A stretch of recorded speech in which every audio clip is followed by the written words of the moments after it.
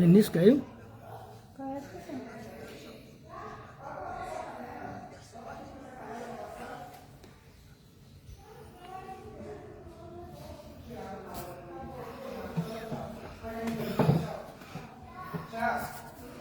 Não, foi tão.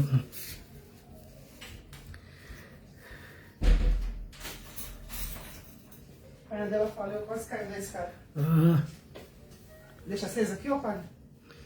não, deixa.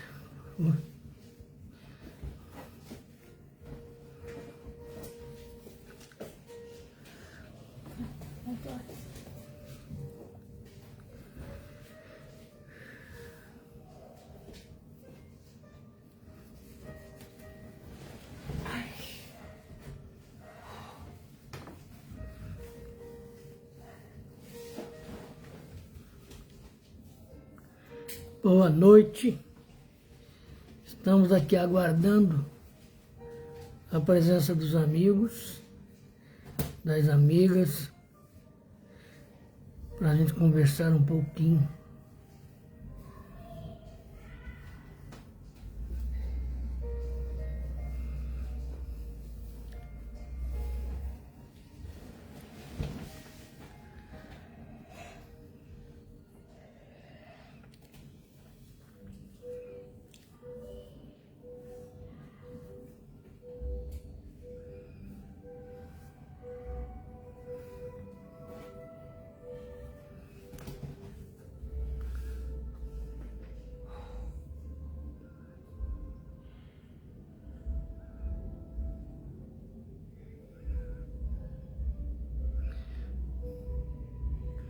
Melhor para os dados móveis?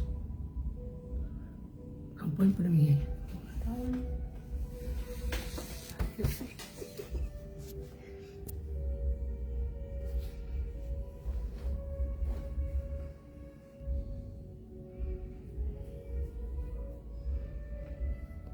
Espera um pouquinho que vai conectar.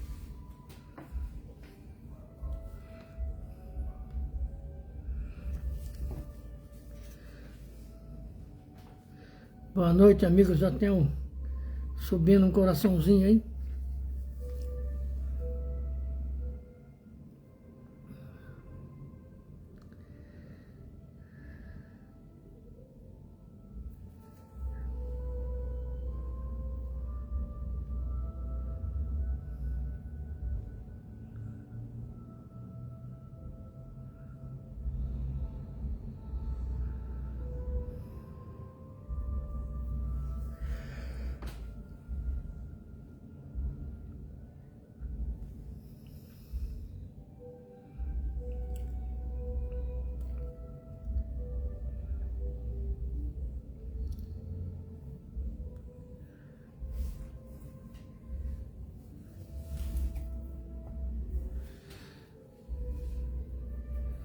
Estamos no aguardo. Aqui. Falou, Mauro. Boa noite. Que Deus te abençoe. Vamos ao trabalho.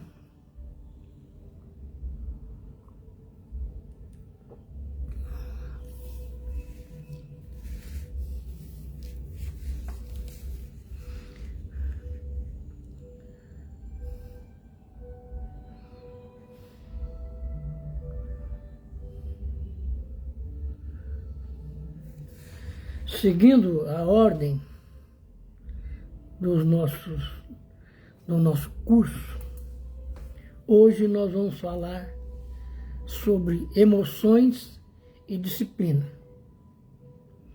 E vamos descobrir a disciplina das emoções e as emoções que a disciplina nos trazem, né?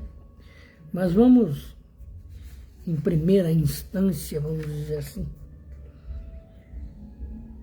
agradecer a Jesus, a sua presença de luz e todo o ensino deixado para que a gente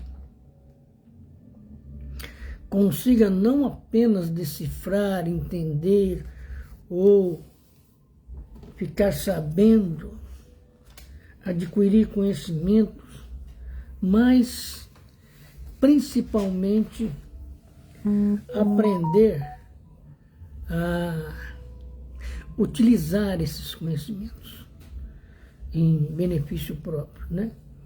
Então, seguindo o livro Temas da Vida e da Morte, do nosso querido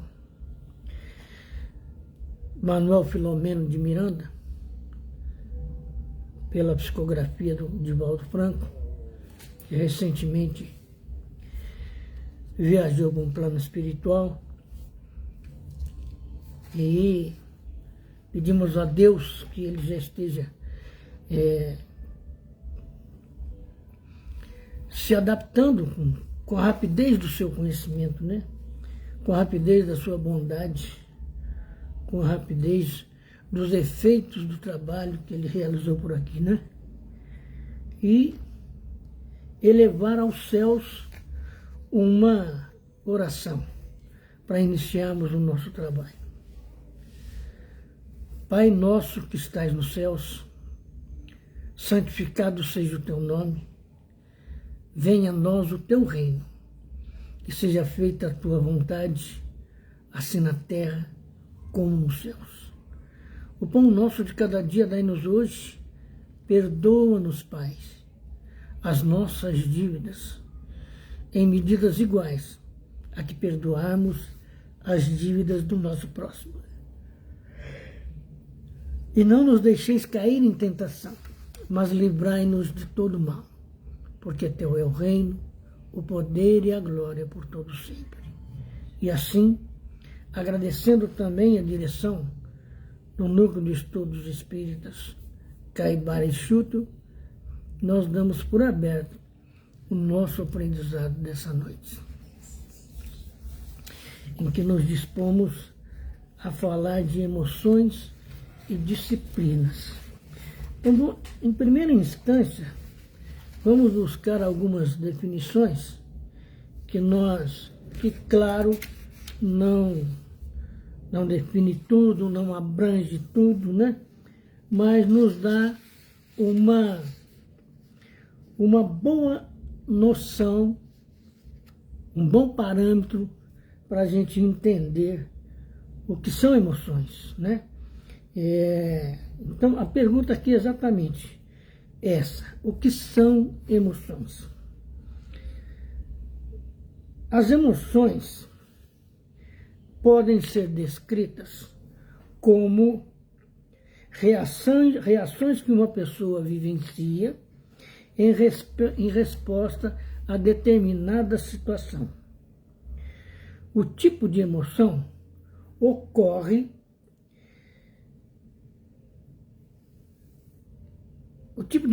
que ocorre depende da situação em que a pessoa se encontra. Ao receber boas notícias, a pessoa pode responder com alegria, enquanto, ao perceber uma situação ameaçadora, a emoção vivenciada é o medo. Só por aqui a gente já percebe que emoção são, como é que eu coloco aqui, fatias ou parcelas dos sentimentos que nós carregamos em nós, amadurecidos ou não, ao longo da nossa caminhada pelas estradas da evolução. Sejam essas estradas em que já ganhamos alguma condição e já trabalhamos pela nossa própria evolução em busca de conhecimentos, de experiência, ou sejam essas estradas permeadas, vamos dizer assim, por fatores adversos aos nossos sentimentos, né? Como, por exemplo, o próprio medo que nós vimos aqui, né? A insegurança, as indecisões, que são sentimentos que perturbam-nos a alma. E que é preciso, é claro, que a gente desenvolva um equilíbrio ao tratar com essas emoções, né? As emoções possuem uma grande influência em nossas vidas, tendo em vista que elas podem até ajudar, né? Tendo em vista que até mesmo atrapalhar. Na tomada de decisões, a escolher as atividades a serem feitas e os hobbies que temos, entre outros. Então, a emoção, conforme a maturidade da nossa alma,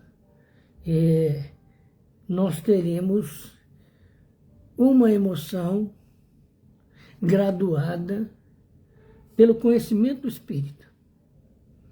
Aí nós teremos, claro, o equilíbrio, o controle.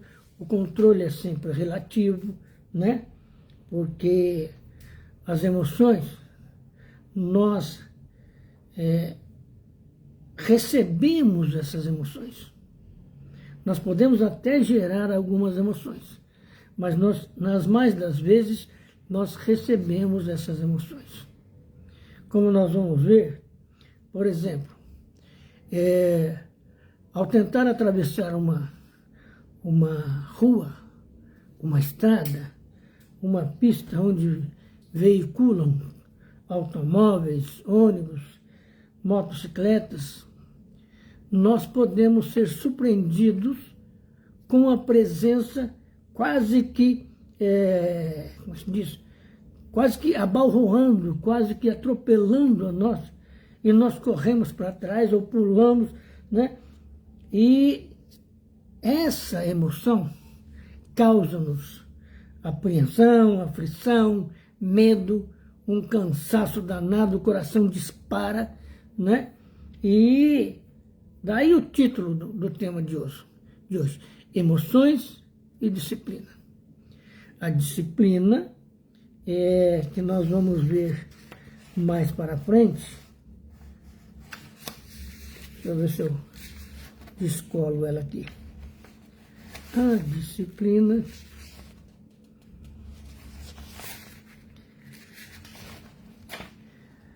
disciplina é um conjunto de comportamentos, de condutas, né?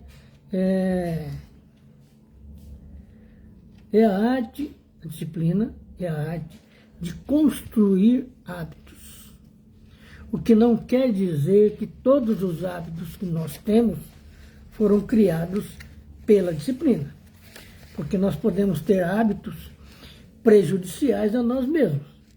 E aí, nós não fomos buscar esse hábito porque desenvolvemos uma disciplina, né? Nós acompanhamos, como a gente diz aqui, mais humanamente, acompanhamos a procissão dos acontecimentos e adquirimos um hábito. Então aí essa disciplina não foi criada pelos nossos hábitos diários. Então nós vamos ver aqui, por exemplo, todo hábito se forma a partir de 3 elementos. Um gatilho que inicia a ação, o comportamento em si e uma recompensa que reforça o ciclo, né? Por exemplo, vamos dar um exemplo em termos de estudo, para falar de disciplina. Para criar o hábito de estudar pela manhã, você pode usar o café que você vai tomar como um gatilho. Dedicar 1 hora aos estudos e depois se recompensar com algo prazeroso. Você vai criar uma disciplina saudável. Você estuda 1 hora antes do café, estudou, você vai tomar o café. Então você associa o prazer de tomar café com o esforço do estudo. E aí o estudo te recompensa psicologicamente com esse café. Então, vejamos aqui. Dedicar 1 hora aos estudos, depois se recompensar com algo prazeroso. como assistir um episódio de série. Com o tempo, seu cérebro associa naturalmente o momento do café com os estudos, tornando o processo mais automático. Entendemos? Então, isso no nosso cotidiano humano, comum, em que todos nós vivenciamos. Então, para o espírita, seja ele na condição de médium, seja ele na condição de dirigente, seja ele na condição de aprendiz, de trabalhador de um grupo espírita, ele tem que aprender a trabalhar, a vivenciar as suas emoções, as emoções comuns a todos os seres humanos e buscar disciplinar essas emoções, entende? Então vejamos aqui.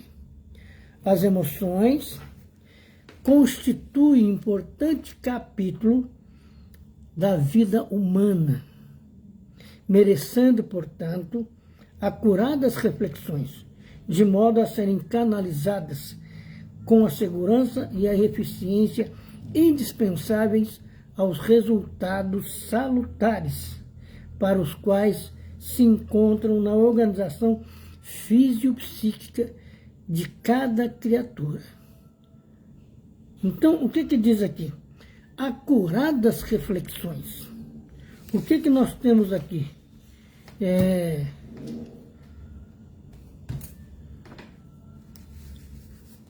Deixa eu até anotar aqui. Acuradas reflexões, né? Que se encontram na organização fisiopsíquica de cada criatura. As emoções estão na nossa estrutura física e na nossa estrutura psíquica.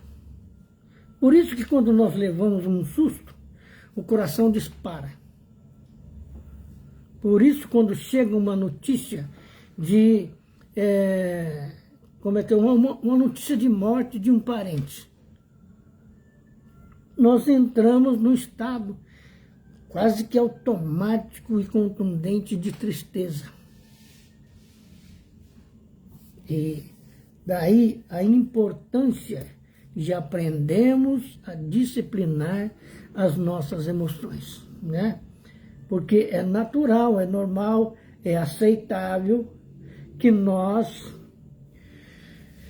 reajamos emocionalmente a determinadas circunstâncias. Isso é normal. O que não é normal é permanecer naquele momento de desorganização fisiopsíquica, porque a emoção causa um choque, né? Então, o que acontece? Ao causar esse choque, nós entramos em tristeza, mas não podemos permanecer nessa tristeza. Por isso, observamos o quê? Nós estamos estudando temas da vida e da morte.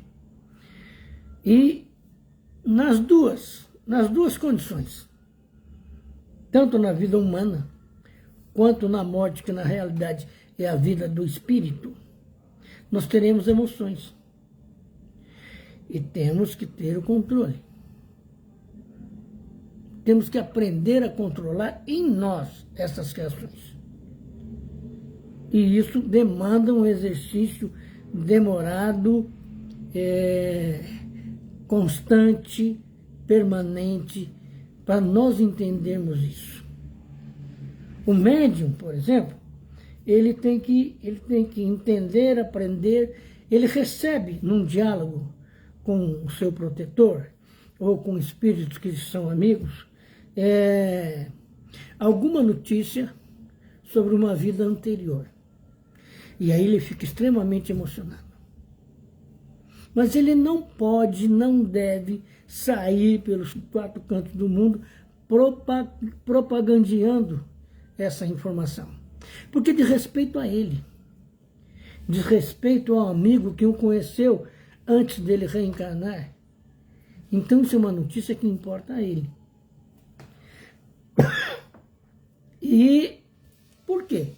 Porque a interpretação dos outros pode não corresponder às expectativas do médium.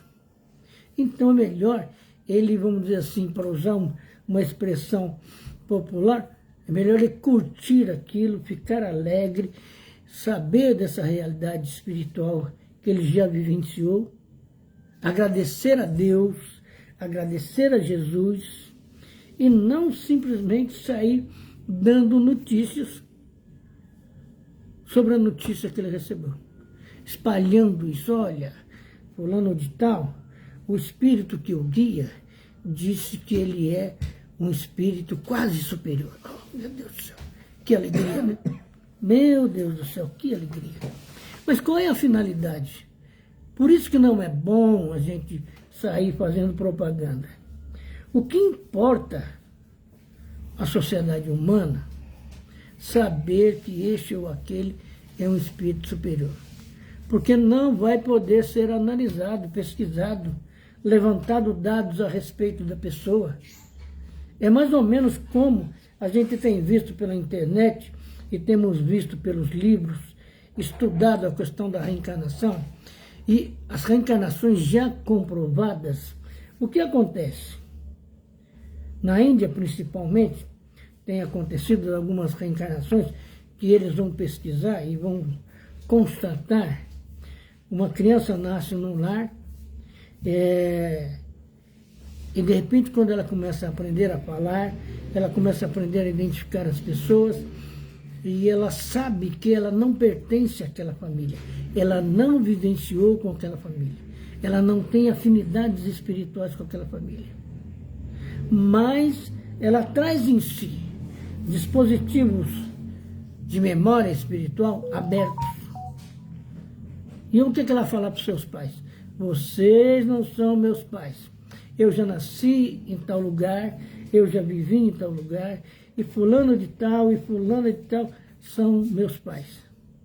Aí choca os pais atuais. Alguns casos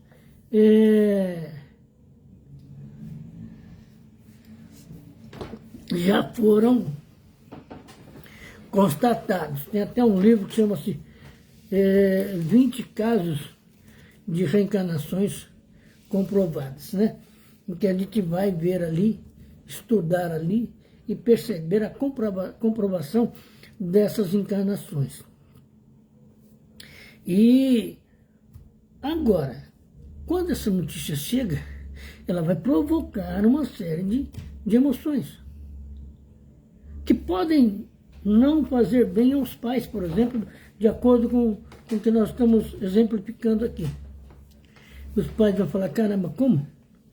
Nós fizemos uma relação sexual, a mulher engravidou, ficou 9 meses esperando, a criança nasceu, e agora essa criança diz que não é minha filha, que não é meu filho, que não é filha do meu marido, ou filha.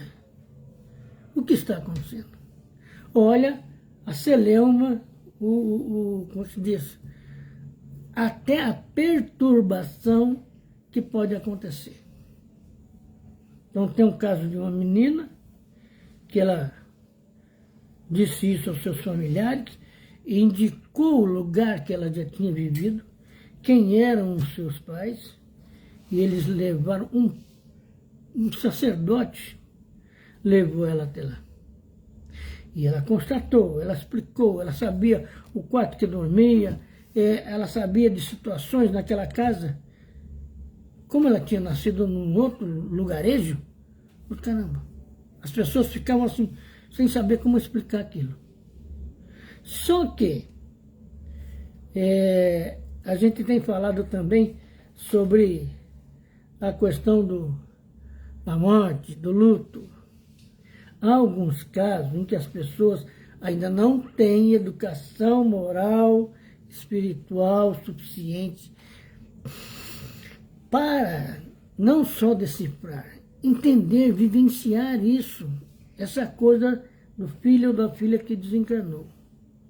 E quando ela retorna a essa casa que ela já tinha vivido, o pai não acredita. Por quê?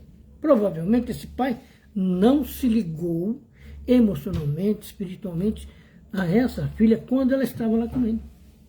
Por quê? Aí é explicado que quando ela nasceu, a mãe teve alguns problemas de saúde, que foi condicionado à questão do parto, e isso desgostou o pai. Depois eles levaram algum tempo para ter outros filhos e procuraram esquecer essa criança. Então, daí o médium não pode realmente sair por aí falando é isso, aquilo outro. Por quê? Uma notícia que chega do plano espiritual, né? Primeiro, ela tem que ser notificada em vários pontos para que seja constatada como verdade, né? Feito isso, é motivo de estudo, é motivo de buscar entender, e não de fazer propaganda. Porque a finalidade do Espiritismo não é essa. Porque tem notícias nossas, vossas, que estão no plano espiritual, que não coaduna, não combina, não é compatível com o momento que nós estamos vivendo aqui. Nesse sentido, o título da lição aqui é fundamental.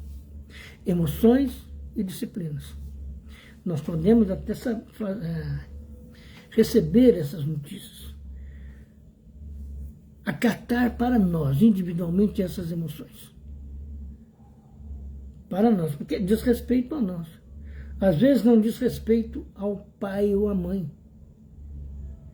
É importante a questão do respeito. O respeito espiritual a todas as ocorrências da nossa vida e onde ela encaixa na vida dos nossos pais. E quando encaixa, ela provoca um estado emocional positivo, saudável. Nós temos que saber disso. Temos que pesquisar e procurar entender isso, né? Então, nós, partindo dessa premissa de emoções e disciplinas, né? Nós vamos o quê? Aprender a buscar, a pesquisar, para que essas emoções não se tornem viciosas ou viciantes ou prejudiciais aos outros. Porque vejamos aqui, tem criaturas nesse mundo aqui, e a gente sabe disso, que vivem buscando emoções de todos os gêneros para se satisfazer, independente do resultado que provoque nos outros. Então, aqui, olha,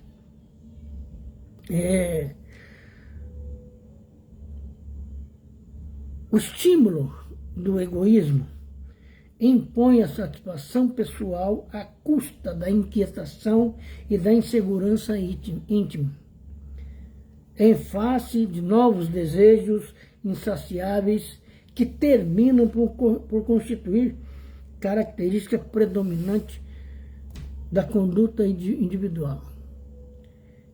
Quando eu comecei a trabalhar lá pelos anos, final da década de 60, eu comecei a trabalhar em 1967, e eu ficar conhecendo as pessoas, eu comecei trabalhando numa seção de montagem de peças de automóveis e caminhões, e tinha uma moça que ela falou assim para mim, quando eu conheço uma pessoa que eu gosto, isso ela estava falando de namorado, depois que eu conquisto, pronto, não tenho mais satisfação nenhuma. Aquilo parece que estancou, parou, sumiu de mim. E eu tenho que buscar outra coisa. Na época eu não tinha, eu era um adolescente, estava muito preocupado com jogar futebol e coisas assim pertinentes à adolescência, né? Mas depois, quando eu comecei a estudar o espiritismo, é que eu fui entender o que essa criatura estava tentando me dizer. Que ela não tem controle com as suas emoções e, portanto, não tem satisfações salutares, que preenchem a alma, que não tem que ficar buscando aqui e acolá e constantemente em várias situações, em diversas situações, simplesmente para se satisfazer, não se importando com o que o outro está sofrendo, sentir no relacionamento com ele. Então, a educação emocional é fundamental para todos nós. E enquanto médiums, nós ficamos sabendo, por exemplo, em alguns estudos, que o Chico Xavier tinha presente nos seus trabalhos, nas suas sessões, que uma média, conforme o desenvolvimento desse trabalho mediúnico dele ao longo do tempo, 800 espíritos. Nós outros lidamos com 3 ou 4, uma meia dúzia, quando muito, e já varia muito as nossas emoções. Imagina 800. Então, por exemplo, vamos citar alguns exemplos aqui do Chico. Boa noite, Benedita. O Chico psicografando Bezerra de Menezes. O Chico psicografando André Luiz. Humberto de Campos, né? Emmanuel. Cada um tem uma estrutura psicológica, tem uma vivência, tem uma experiência, tem uma história de desenvolvimento, de evolução diferenciadas entre si. O que é que eles provocam no Chico em termos de emoções? E como o Chico pode administrar isso? Entendemos isso? Podemos, como é que se diz, avaliar, sabe, o desenvolvimento da mediunidade do Chico naquele momento, porque o Chico, ele tem uma história milenar, que a mediunidade a gente não desenvolve numa vida, nem mesmo educa essa mediunidade em uma vida. Nós vamos crescendo ao longo das reencarnações com essa mediunidade, para chegar a uma condição de Chico Xavier, para chegar a uma condição de Divaldo Pereira Franco, de Peixotinho, de Ivone do Amaral Pereira, de Zilda Gama. Ivone nos diz, por exemplo, e aí a gente tem que estar atento à questão das emoções, que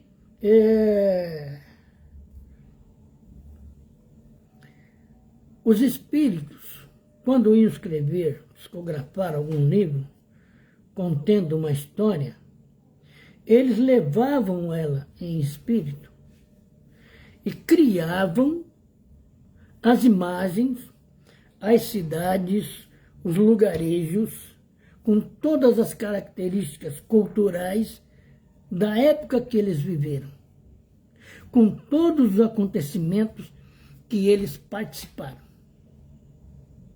Então, imagina qual é o grau emocional do médium a verificar alguma coisa, ao ver alguma imagem, imagens vivas em movimento.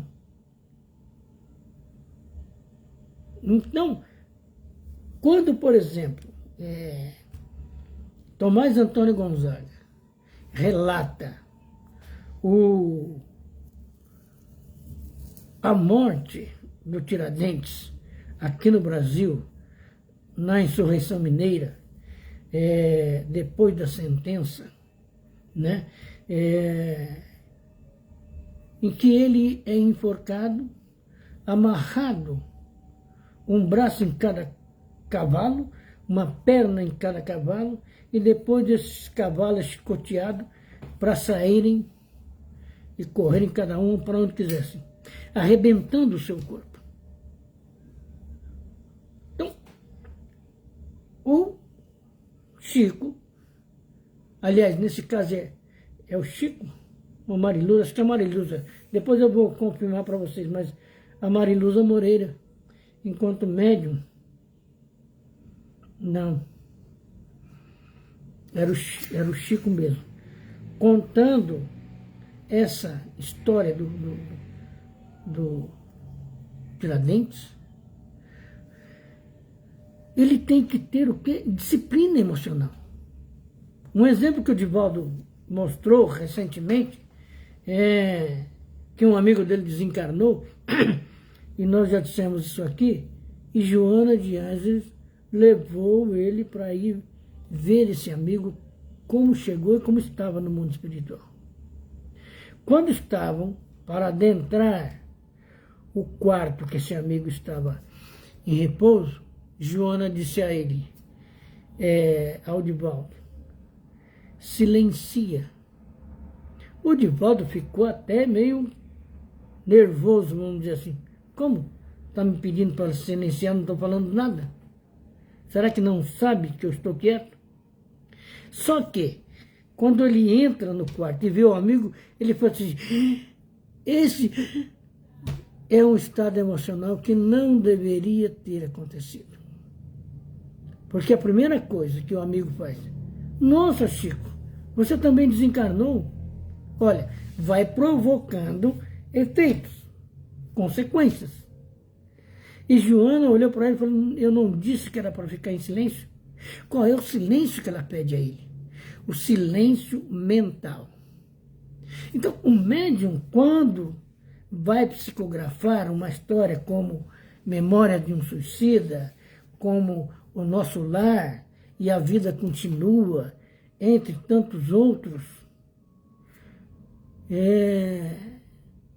ele tem que ter um controle mental, sabe? Para que as suas emoções não interfiram na história que está sendo contada pelo espírito. E aí entra a questão da disciplina. A disciplina emocional.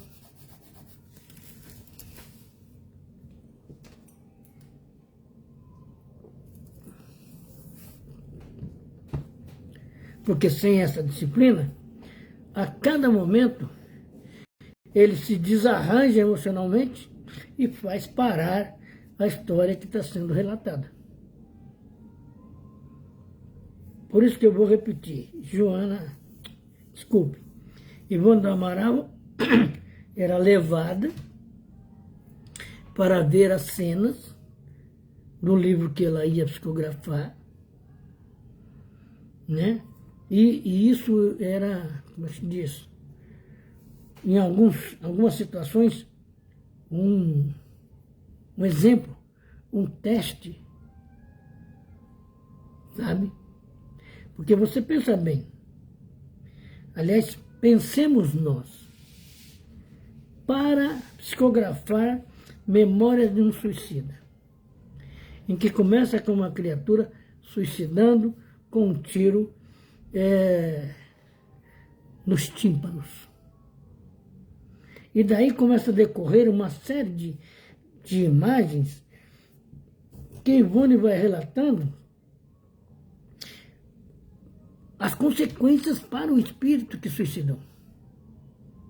De sentir, como se diz, no seu próprio quarto, de ver as pessoas, e as pessoas não prestam atenção nele, ele está todo cheio de dor, tremendo de frio, se sentindo abandonado por todos os amigos, parentes, e o sentimento do espírito. A realidade era outra.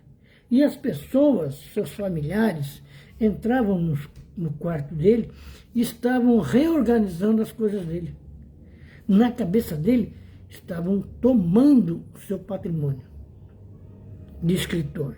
Que, aliás, por que ele suicidou? Porque ele ficou cego.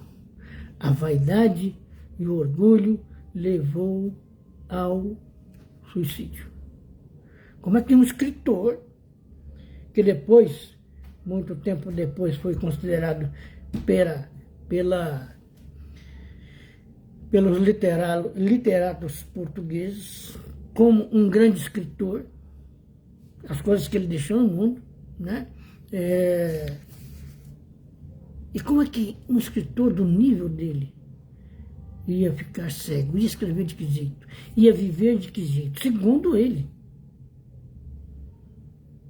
Então, as emoções são sentimentos que nós devemos prestar atenção em cada uma delas. Então, nós passamos pela rua com um veículo, ou ônibus, ou o nosso automóvel, e nossa, aqui eu estou usando só de figura de linguagem, porque eu não tenho automóvel não. E, de repente, acontece um acidente, um atropelamento, ou uma batida, alguém desencarna, e a polícia e os médicos vêm e colocam aquele corpo no chão. Aí, o que acontece? Pelo menos aqui em São Paulo é assim, né? As pessoas diminuem a velocidade dos seus carros para ver o que aconteceu. Causam um trânsito danado pela curiosidade. Observa as emoções em desarranjo, em desalinho. Porque não deviam fazer isso. Porque já estão ali a polícia, o corpo médico, o corpo de paramédicos, sabe? E às vezes até polícia científica, para avaliar e concluir por que aconteceu aquilo, para socorrer as vítimas, para tirar o corpo daquele que foi a óbito e levar para o necrotério, né? E a curiosidade popular vai causar problemas de engarrafamento, só pela curiosidade, né? Só que nós não sabemos quem desencarnou, em que condições morais que desencarnou, e por que tinha que desencarnar daquele jeito. Então, se nós não controlarmos a nossa emoção e levarmos essa emoção para o cunho do equilíbrio, da sensatez, das vibrações espirituais por aquele cuja vida foi estancada naquele momento, nós podemos levar conosco o susto, o medo, o desequilíbrio daquele espírito que desencarnou ali naquele momento, de forma violenta. Então, aí nós temos o quê? O desarranjo das emoções e a falta de disciplina espiritual, conjugados para levarmos para casa, às vezes, até o espírito que desencarnou. Desnecessariamente. Quando que apenas, então, somente uma vibração, uma oração, com certeza, ia ajudar muito aquela criatura, né? E, por outro lado, aqui na Terra, imagina, quando nós queremos um emprego, queremos alcançar esse ou aquele curso na escola, na faculdade, nós criamos um estado de inquietação muito grande. Então veja aqui, ó. E às vezes por essa inquietação geramos até egoísmo, porque queremos passar na frente desse ou daquele. Estimulando o egoísmo, nós impomos a satisfação pessoal à custa da inquietação e da insegurança íntima, em face de novos desejos, de gozos insaciáveis que terminam por constituir característica predominante de conduta individual. É por isso que a nossa educação aqui no Brasil e muitos outros países, tanto aqui da América do Sul, quanto da América do Norte, da América Central, da Europa, é uma educação dada de maneira errada, porque ela é competitiva. A fulano vai fazer um curso de engenharia porque ele quer alcançar um lugar ao sol. Olha as expressões que são usadas. Sob o sol estamos todos nós. Pobres, ricos, estropiados, animais, vegetais, estamos todos nós sob a regência solar. Agora, para justificar essa competição, nós colocamos essas frases de efeito. Apenas uma frase de efeito. Porque numa escola que tenha, por exemplo, 1000 alunos, esses 1000 alunos são aprovados no seu primeiro grau, no seu segundo grau, e vão fazer vestibular, e são aprovados e entram para a faculdade.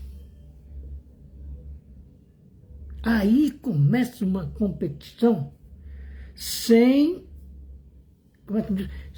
medidas. Porque de onde vieram esses 1000 alunos? O que foi dito a eles em termos de alcançar essa profissão, esse lugar ao sol? E eles vão lutar para fazer valer toda a informação colhida na escola, todos os sentimentos e as orientações colhidas em família, para alcançar esse lugar ao sol. Mas apenas então somente para isso. E aí, a nossa educação está errada.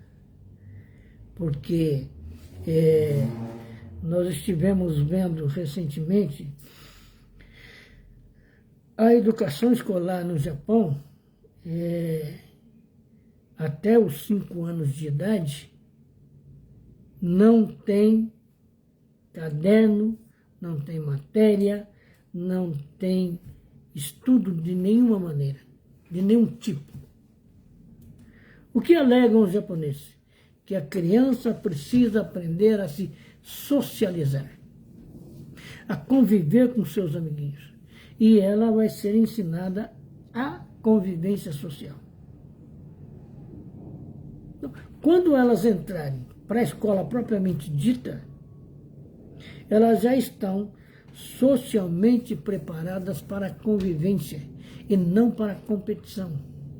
Estão preparadas para o conhecimento e não para essa visão unilateral de que eu tenho que ser engenheiro porque lá tem o melhor salário. Né? Tudo bem, Valdemar, né? Eu já disse para você que não tem atraso, você estava trabalhando no Santo Espírito Obreiro do Senhor, de São Bernardo do Campo. Né? Eu já trabalhei em São Bernardo em várias épocas da minha vida, viu, Valdemar? Trabalhei na Ford, trabalhei na Brastemp, né? Então, essas crianças, quando vão para o primeiro grau, segundo grau, faculdade, lá no Japão, elas chegam psicologicamente, emocionalmente, disciplinadas e já aprenderam a disciplinar as próprias emoções. Aqui, no nosso Brasilzão, é só uma competição. Apenas, então, somente a competição. É por isso que você entra numa empresa, a empresa tem lá o departamento de pessoal, tem o escritório administrativo, tem os departamentos técnicos. No caso de uma empresa de indústria, tem as seções de ferramentaria, de manutenção, de elétrica.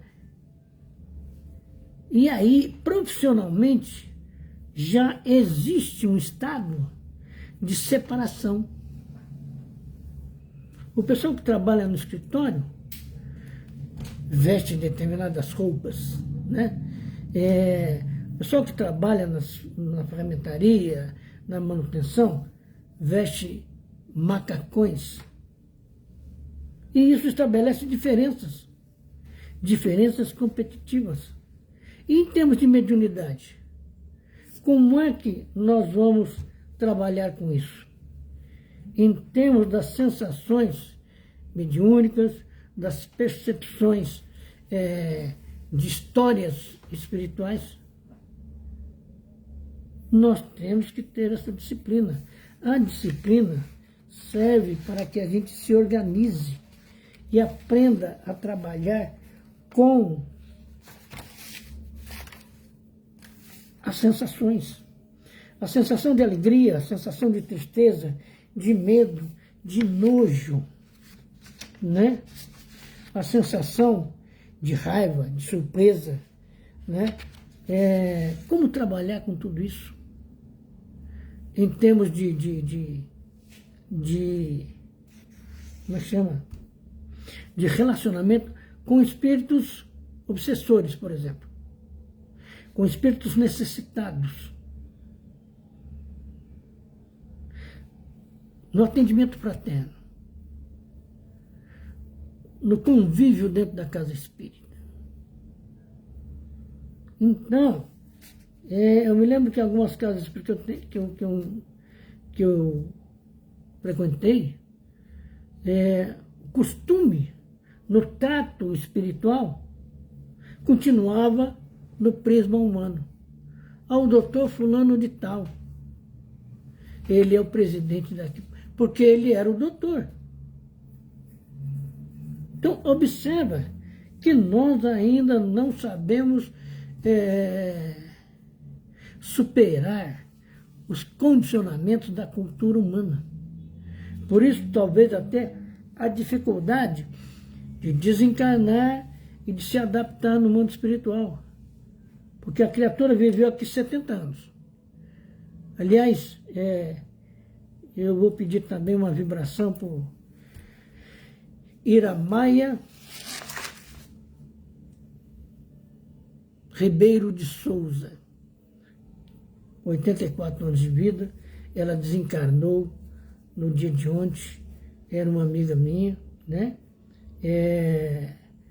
Do caminho, eu costumo dizer que são amigos do caminho. Eu frequentei lá, nós estudamos alguns aspectos dos espíritas juntos, né? Então,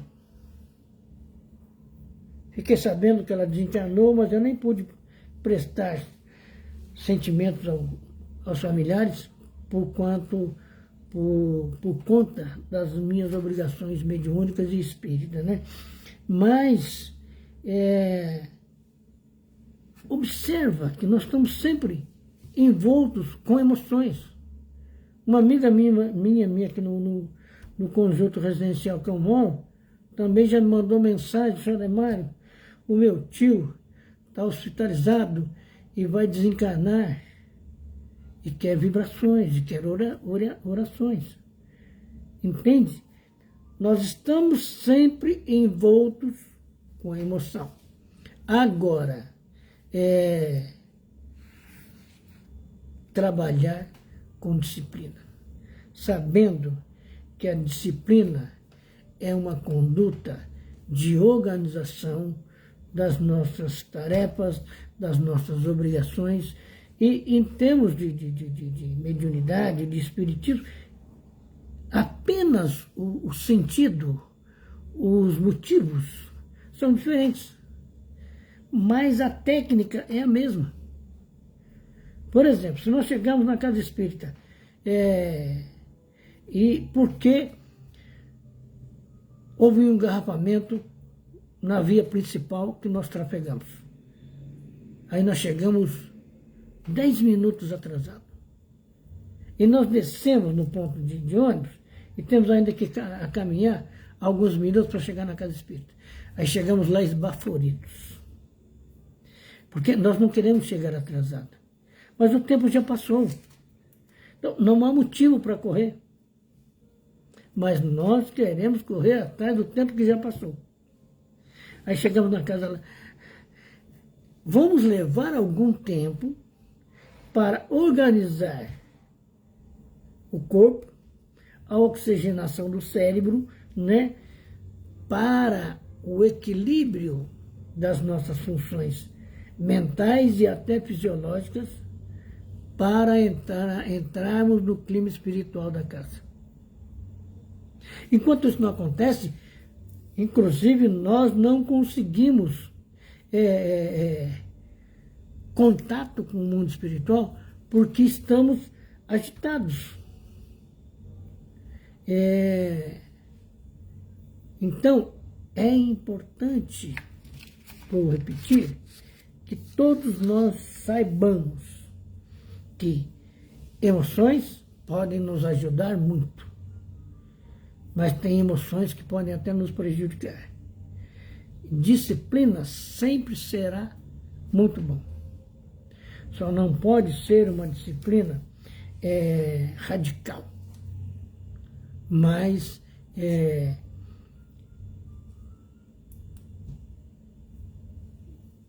a disciplina, enquanto, boa noite, Lia, enquanto conduta, enquanto organização, né, o que acontece? Vai pautar equilíbrio, realização, conquista, o início do trabalho e o término com serenidade. Tá bom? Então, nós vamos, ainda uma vez, agradecer aqui. Ô Mauro, você está por aí? A oportunidade que nos foi dada e entramos em vibrações. Você anotou, filhote? Para todos aqueles que estavam quarta-feira conosco, né? Que pediram orações, e agora estamos aumentando aqui.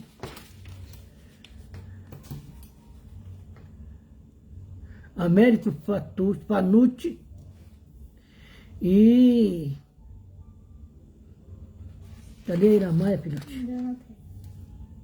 Então anota para nós aí, Iramaia de Souza Ribeiro, né? Nós vamos continuar, a partir de agora nós vamos entrar em vibrações para todos que estavam aqui, né? Eu estou bem, Lia. E contigo, como é que está?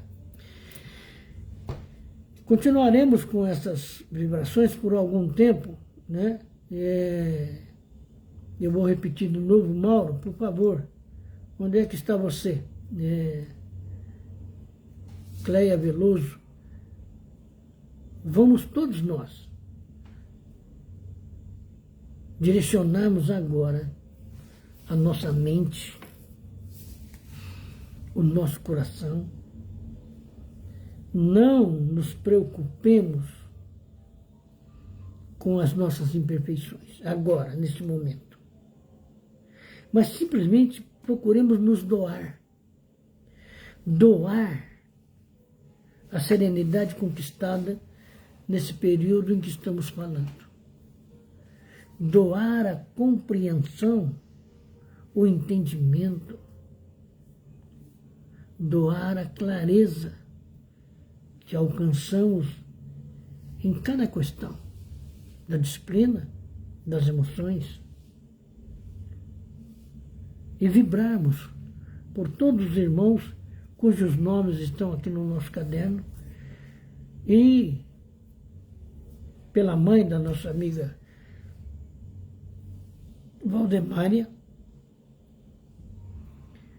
pela minha amiga Iramaia de Souza Ribeiro e pelo tio da minha amiga Thaís, Américo Panucci, e por nós mesmos, pedir a Jesus que permita que vivemos por nós mesmos, pelo nosso equilíbrio emocional,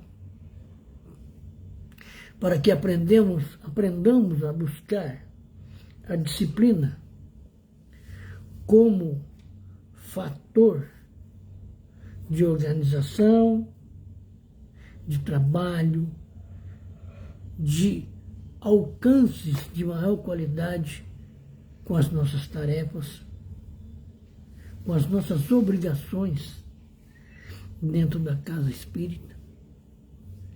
Lembrarmos o mestre da disciplina,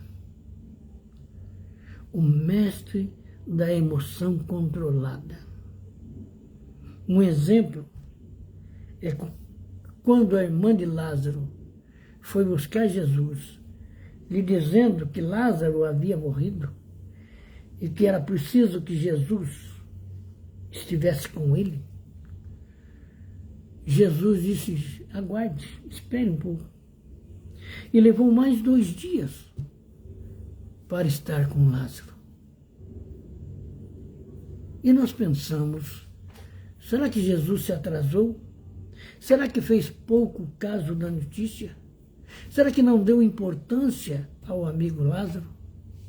Não, nada disso.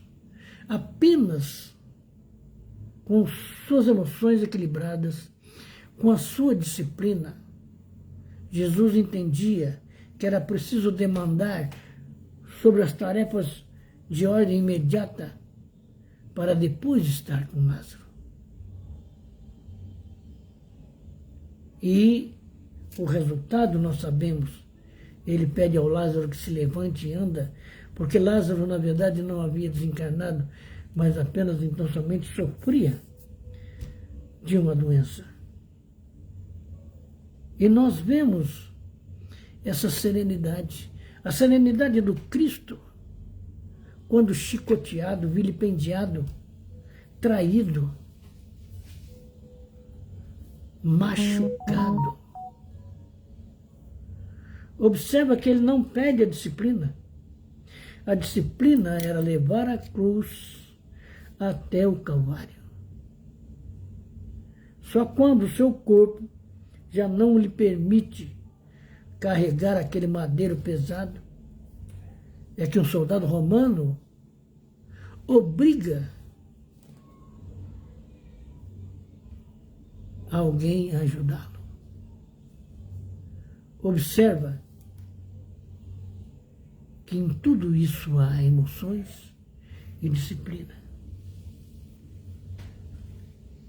Quando nós estamos envolvidos por tristezas, por separações, por mortes, por acidentes, por doenças, nós temos que buscar o controle das nossas emoções, até para entender por que chegou a doença, por que aconteceu isso ou aquilo.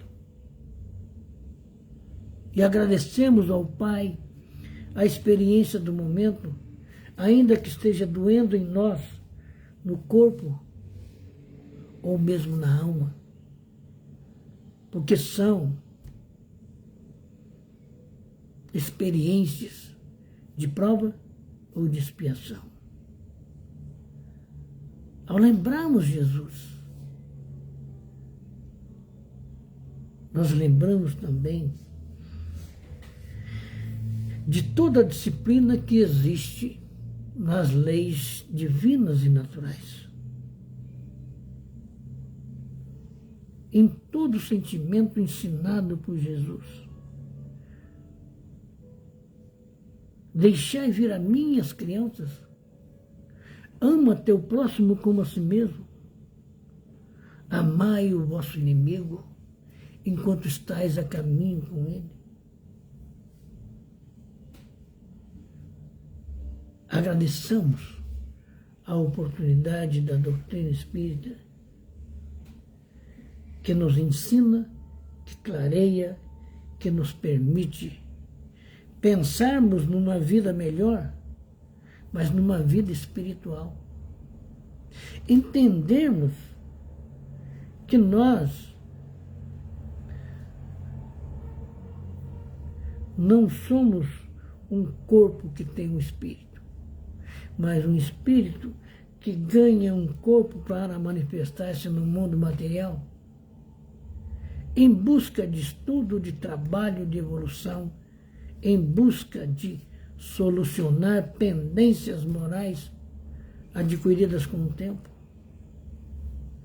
Pensemos na oportunidade que nos é dada, a oportunidade de aprendermos e vivenciarmos a doutrina dos Espíritos. Pensemos em todos os discípulos que estiveram com Jesus, cujo trabalho só aparece algum tempo depois que Jesus desencarnou.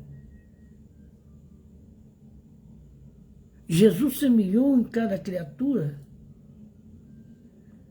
a força, a coragem, a fé e o conhecimento, que só brotou depois que ele foi embora.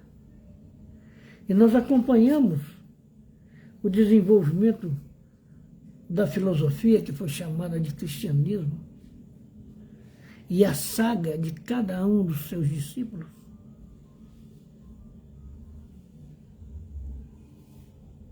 Que, tendo recebido a semente da luz, a semente do amor, a semente da coragem e do trabalho, saíram ao mundo a semear aquilo que Jesus lhes ofereceu. Assim, quando pensarmos num ente querido que está adoentado, quando pensarmos nas crises do mundo, quando pensarmos nas nossas crises, nas crises familiares, nos nossos desencontros ou nos nossos amores, os amores que já estão do outro lado da cortina fluídica, pensemos em Jesus, o clarão das nossas conquistas, o clarão que nos indica o caminho. Acompanhemos, então, em oração, o desfecho desse nosso aprendizado de hoje. Pai nosso que estás nos céus, santificado seja o teu nome. Venha a nós o teu reino e seja feita a tua vontade, assim na terra como nos céus. O pão nosso de cada dia dai-nos hoje. Perdoa-nos, Pai, as nossas dívidas, em medidas iguais a que perdoarmos as dívidas do próximo. E não nos deixeis cair em tentação, mas livrai-nos de todo mal, porque teu é o reino, o poder e a glória por todo sempre. Assim, Jesus, agradecidos a vós, agradecidos ao Pai de todas as vidas, agradecidos à direção do Núcleo de Estudos Caibai Estúdio, agradecidos aos nossos protetores e tutores, agradecidos aos amigos que nos ouvem, agradecidos aos nossos familiares, nós damos por encerrado o nosso aprendizado dessa noite. Que assim seja, que assim seja.